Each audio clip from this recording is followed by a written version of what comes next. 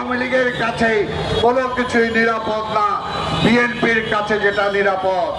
এখনো বলতে চাই, গত দুর্গাপূজায় আমাদের নেতা তারেক রহমান নির্দেশ দিয়েছিলেন শান্তিপূর্ণভাবে এই দুর্গাপূজা যাতে হয়, আমাদের কর্মীদের ভলান্টিয়ার্সের দায়িত্ব পালন করতে হবে। আমি আসার আগে দুদু ভাই আমাকে বলছিলেন, কথাবার্তায় তো সবসময় দেখা যায় আমাদের কাছে দাবি করা হয়, আমরাই করি, কিন্তু আমরা তো সরকারে না। তা আমি বলছিলাম এটাই হলো বিএনপি। বিএনপি সরকারে নাই, দায়িত্বে নাই, কিন্তু দায় আছে।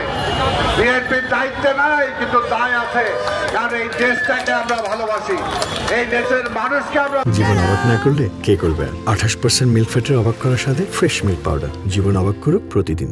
সেই কারণে এই দায় নিয়ে আমরা এই 5ই আগস্টের পরেও এক নির্দেশ দিয়েছিল তারেক রহমান।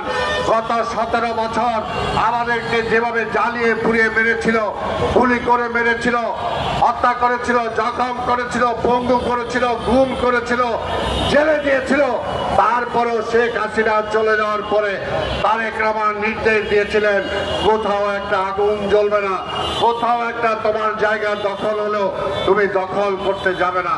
সেই কারণে কিন্তু দেশে কোনো অ্যানার্কি হয় নাই। কিন্তু অন্যরা তাদের দলের স্বার্থের বাইরে কিছু বুঝে না।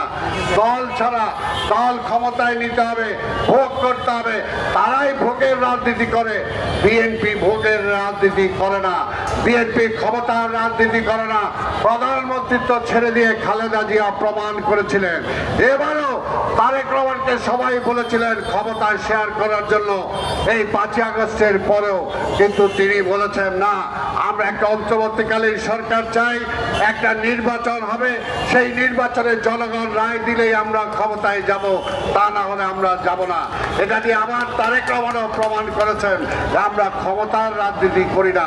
তাই ভাইয়ের আমার, এই দেশটাকে বাঁচাতে হলে ক্ষমতার রাজনীতি না, এই দেশের মানুষের প্রয়োজনের রাজনীতি করতে হবে।